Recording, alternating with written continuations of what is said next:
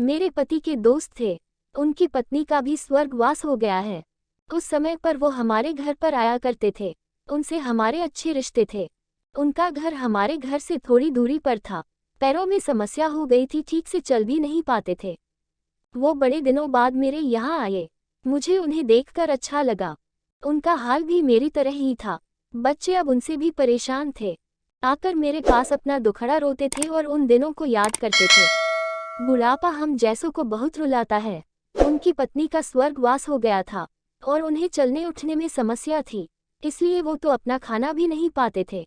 मेरे पास आए तो मैं समझ गई कि यह इतनी मुसीबत में चलकर पुराने दोस्तों के यहाँ चाय और खाने की चाह में ही जाते होंगे।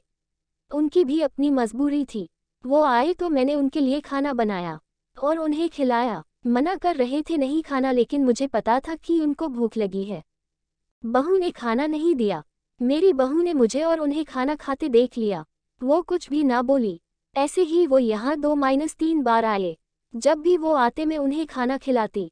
फिर उनके जाने के बाद जब मेरा बेटा आया तो बहू कहती है कि तुम्हारी माँ कितनी बेशर्म है, पता नहीं किस किस को आजकल बुलाकर खाना खिला रही है। बड़ी मुश्किल से कमाया जाता है और ये लुटाने में लगी। इनका राशन बंद करो, कुछ दिन भूखी रहेगी तो अक्ल ठिकाने आएगी। मैंने कहा कि मैं अपने हिस्से का उन्हें खिलाती हूँ, तुम्हारे पिता के पुराने मित्र हैं। फिर भी बहू का उल्टा सीधा बोलना शुरू रहा। घर के बाहर रहकर इनको आज़ादी मिल गई है, पता नहीं क्या क्या करती है। बेटा भी बोला कि कुछ दिन भूखा ही रहने दो इन्हें।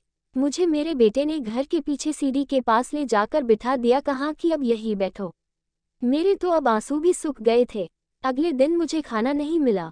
मेरे टिन के उस छोटे से कमरे को बहू ने तोड़ दिया। तब मुझे लगा कि अब मैं गलत कर रही हूँ। एक दिन पूरा भूखा रहने के बाद मैंने सोचा कि मैं गलत कर रही हूँ।